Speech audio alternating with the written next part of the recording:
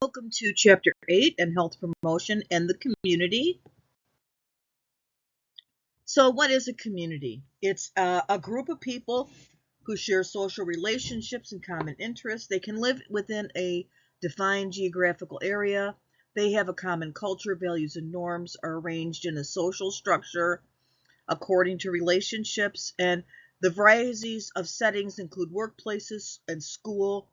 Globalization affects health of all communities, like the pandemic.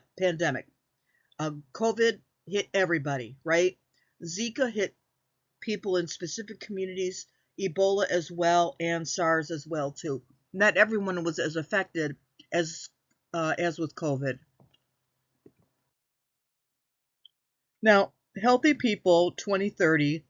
Let me go back a moment and talk about Healthy People. Every 10 years, Healthy People comes out with a list of directives that they state are the should be the focus of health improvement management for the next 10 years, and they do that 10 years out. So now we're looking at Healthy People 2030, and it highlights the emphasis within the environmental and community context, like baby boomers. They're getting older, and seniors are going to double from 52 million to 95 million and comprise 23% of the total population. That's huge. The population is going to become more diverse, and Social Security and Medicare expenditures are going to rise, primarily because of our aging population. And this affects nursing greatly too, because we have a huge population of nurses who are baby boomers. Community health nursing combines nursing practice and public health. And remember, back in the day when the role of the nurse practitioner was first created, it was created more of a public health nurse than anything else. And the goal is to promote health in populations, not a specific group, just to promote health. Nurses supply educational information to at-risk communities, develop health-oriented skills, attitudes, and behavioral changes, and nurses develop essential relationships to promote community health missions. And nurses are absolutely, I think, the best profession to do this, because we continue, as research dictates, to be the most trusted profession that there is. So people trust nurses more than they do any other healthcare professional. That puts us in a very specific place. It enables us to use that influence to promote positive health change. Influencing health policy, we can advocate for justice in healthcare delivery, participate in policy decisions. We're the largest group of healthcare providers. We lobby our legislators and support candidates and run for office. There are 2 nurses currently in the 116th Congress. I just had a 4-hour meeting today with the Illinois Society of Advanced Practice Nurses, of whom I am the chair of the Northeast region. And we were discussing this topic, as a matter of fact, because the creation of legislature and the passing of policy are one of the main goals of our organization. It was through ISAPN and ANA that we were able to get full practice authority passed in the state of Illinois, which people thought never would happen. We continue to move forward on legislation to promote the healthy role of nurses. Nursing organizations can impact public health. ANA, I just was talking about them. And high membership dues has resulted in nurses gravitating towards specialty organizations. We need to keep a collective voice. This was another thing we were talking about. Our membership has decreased. And we run our organization specifically on membership and dues. So we were having a session to try to convince people to come. My thought process was, I don't think the majority of nurses in the state of Illinois, or advanced practice nurses, because that's who we represent in the state of Illinois, realize that ISAPN is the organization that has fought for them so many times for the rights that they have as nurses. We also protect them. If they have suffered any injustice, we will represent them. There are so many things that I think that the general population of nurse practitioners don't realize. We do. And I think it's important for us to get that voice out and let them know what we do as an organization. Community health nursing combines nursing process and public health to promote health of population. It's an independent, interdependent role. Community participation, community assessment. I have a nurse friend of mine who does this in Arkansas. She's a community health nurse. And she'll take a picture and post it on Facebook. I'm in my office today. It's her car. She is out driving around to patients and high-risk people to educate, teach, evaluate, all of those things that need to be done out in the rural areas. That's where she is. Methods of data collection. Well, we have a windshield survey. I actually had to do a windshield survey when I was in my bachelor's program. It was required. I hated every moment of it. It was so detailed. But it can bring to light so many things. Windshield survey encompasses you going to a community, so a town, let's say Skokie, which is where our school is located, and drive around and take notes of everything that you see. Community health centers, parks, healthcare places, restaurants, grocery stores. All of that, you have to make note of just everything that you see during this windshield survey so that you can evaluate the needs of the community. And interview, so you've got observation and interview data is also a method of collection. And you can interview key community leaders, community residents, and health agency personnel. You definitely want to interview those who are not biased in any way. To measure the data, instruments to quantify data, population statistics. Boy, I've done this so many times, gone and looked at the morbidity and mortality rates, U.S. Census statistics, epidemiology. I had to do this a lot in my doctorate program. And assessing the data in internet, local community libraries, health department, all these other areas that you can utilize for assessment. Sources, some more sources, census information, community agencies, communities and state databases. There is just an absolute plethora of information on the internet to gather information regarding the community. Community systems perspective. Systems theory is interrelated, interacting parts that function via input and output. There's a community structure, including systems and subsystems, a macro system, exosystem, and demography. Community function, process of dynamic change and adaptation. Nurses function as advocates, proactive planning, community liaison, decision-making, and collaboration. So here is a slide that is illustrating the clinical community integration model. And this model demonstrates a correlation of family, individuals, and health delivery in a community system. It is a broad macro system, including societal ideologies, population health, policy, social norms, and culture that shape the large part of the system. The outer sphere encompasses numerous subsystems like training, education, and health equity. Community function and interaction.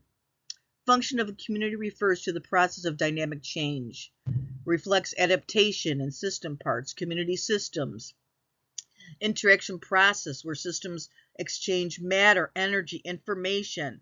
And nurses function as community liaisons, establish priorities, match resources to needs. So community health nursing, honestly, one of the most important, most beneficial, especially in rural areas and inner city areas where those healthcare resources are limited. And you may not think, inner city? No way. They don't have limited resources. Absolutely, they do. So rural and inner city. Community developmental perspective. A framework is based on developmental theory, focuses on a particular age group in the community. It's used to plan health promotion for groups, like groups with age-related issues, adolescents, single mothers, children prone to childhood accidents, and the demographics guide health promotion activities. So that's what these are based on.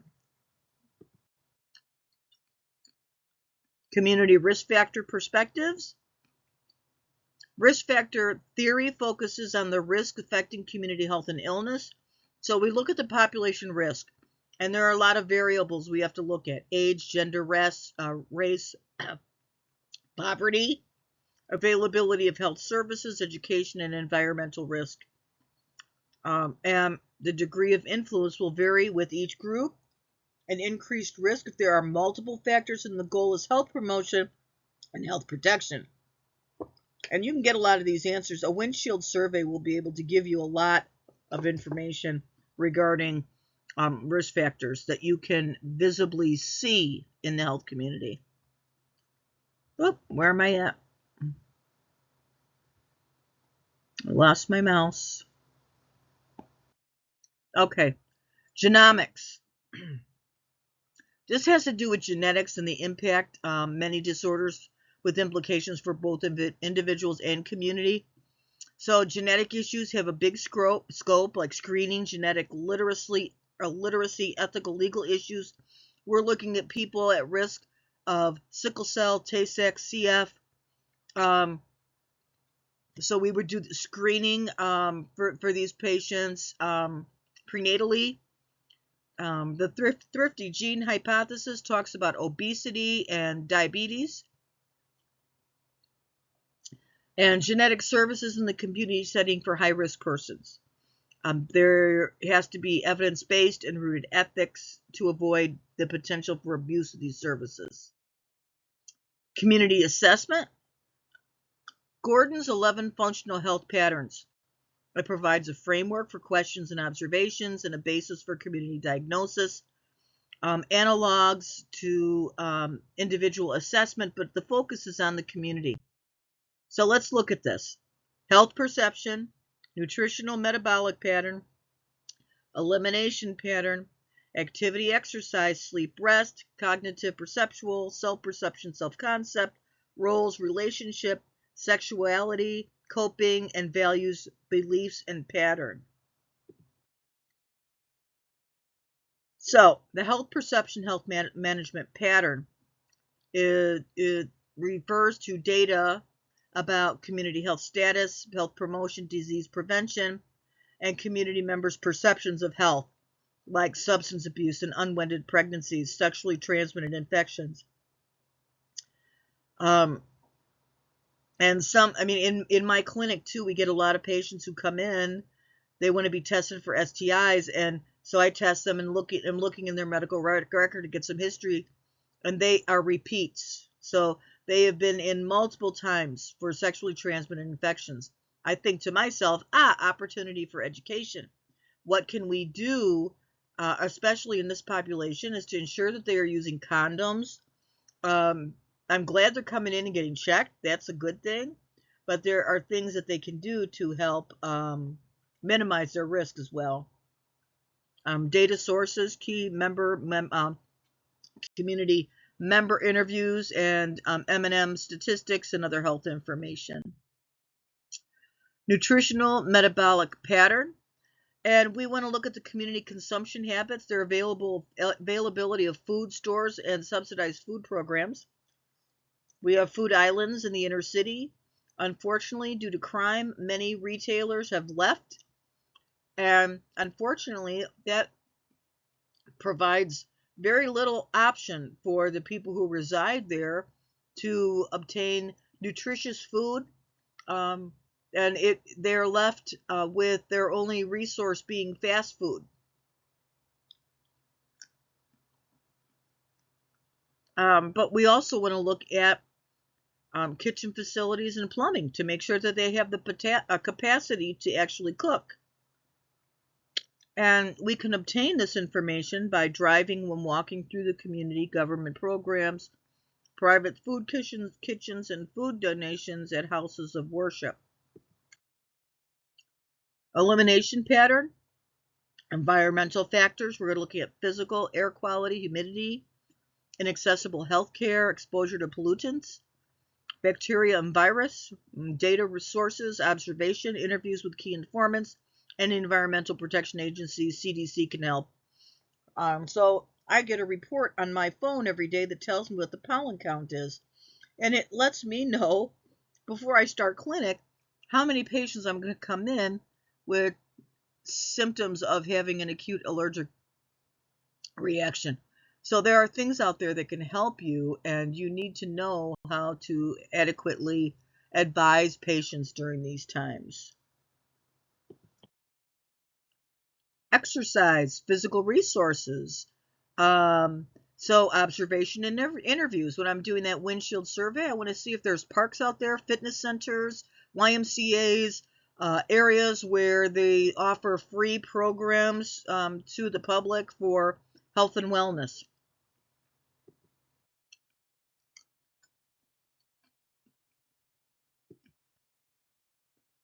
Community rhythm of sleeping, resting, and relaxing. Threats to sleep pattern. And this could be someone who's living by the railroad tracks, loud businesses, airplane noise, um, and again, observation and interviews. Cognitive perceptual pattern. Problem solving and decision making within communities provides clues about health priorities, matches and mismatches between circumstances, health goals, and planning. And again, interaction with the environment, observation, and interviews. Community self-worth and self-identity. Housing conditions. Do they keep up their housing? Do they weed outside? Do they cut their grass? Do they clean their windows? Or do they have broken windows? Is everything look filthy? Do they have schools in the neighborhood? What are their crime rates, accident rates, degree of competence with social political issues, and amount of community spirit? Unfortunately, there are many areas throughout not only Illinois but the entire United States where we have these small pockets of communities where there may be misuse of federal and local funding. So those who need it aren't getting it. So we need to ensure that we become politically active to ensure that these things don't happen, no matter where we live. Roles, relationships pattern, and communication styles, formal or informal. We're looking at patterns of crime, racial incidents, and social networks. We want to have effective health promotion and health programs to help support the community members. Sexuality and reproductive patterns. We want to look at the health birth statistics, the mother's age, ethnicity, marital status, and prematurity and abortion rates. Now I'm looking at a specific area. So let's say, again, let's use Skokie again. I can get all these statistics online, and it helps to give me a good understanding of the healthcare of the community. If I can get these specific this specific information, it helps me identify high-risk groups and a mismatch between services and statistics. So are the services actually out there to help if someone is at high risk? Coping stress tolerance patterns. So can the community, what's the community's ability to cope and adapt? Develop abilities to exchange goods for services, zoning, housing codes, industrial waste. So I want to look to see if that community is cohesive. Do members of the community attend public forums? Are they involved in the voting process? Are they involved in the governmental process that helps to dictate how their community is run? Values belief pattern, and this goes, now we're going back to family, the family values beliefs. So we're looking at all of these assessment parameters here. Family values beliefs, flexibility of rules, the family view of spirituality and the role of religion in the household, cultural and ethnic practices and the effect of illness and health, family traditions and practices, value conflict within the family, and the effect of values on health. So values and beliefs could be reflected in community activities. Here we are, we're celebrating a holiday. Analytic analysis within the community. We're going to look for missing data. And we can get this data all online, as I advised earlier. You can see if it's consistent, if data is missing, if it looks incongruent. And here is the use of graphs that you can organize data. Diagnosis within the community. We're going to apply theory, models, norms, and standards. A broad knowledge is needed. Databases, information to identify health risks and concerns, and identify strengths and health concerns. Causes and risk factors. The potential for interventions based on nursing actions. Analysis of data. Basis for planning, implementing, and evaluating solutions, and evaluate whether community risk factors can be altered. So we may identify all of these things that need to be changed, but we also need to know if there is any possibility of changing them.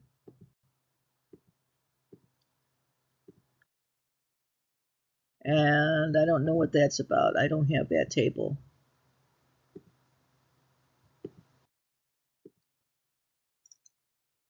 All right. So planning change with the community, we're going to prioritize problems and differentiate the roles. What can the community nurse do? We can implement behavior to achieve greater community health goals. Consider that health belief model, which we've discussed before. Communicate plans with other professionals and take steps to overcome resistance to change. Never an easy task. Evaluation. We want to know their actions lead to desired outcomes, and did we achieve any goals? We want to know that our programs are cost effective, and Healthy People 2030 objectives include national and state partnerships to establish health objectives and sustain initiatives. So I would strongly recommend, if you have the time, and I know most of you don't, but if you do, go online and look up Healthy 2030, and you'll be able to see all of the directives on there of what their role is. Some years they've taken on obesity, some years they've taken on, oh my gosh, I can't recall, but they take on these health issues that they want to try to eliminate, and they give 10 years to do so. So in your time, go ahead and look. And I want you to also consider, I want you to look at the community health clinics in your community. Do you have any? I do, and I live in the suburbs. There is a community health resource group. It's called Access. Access is a community health center, and there are clinics all over in Chicagoland, and they offer low-cost free health care to patients in need. And there actually is one just 2 towns over from me in the public health department's building. There's an Access Health. So I want you to take a moment to look and see what kind of public health clinics or resources are in your community. Okay, thank you so much.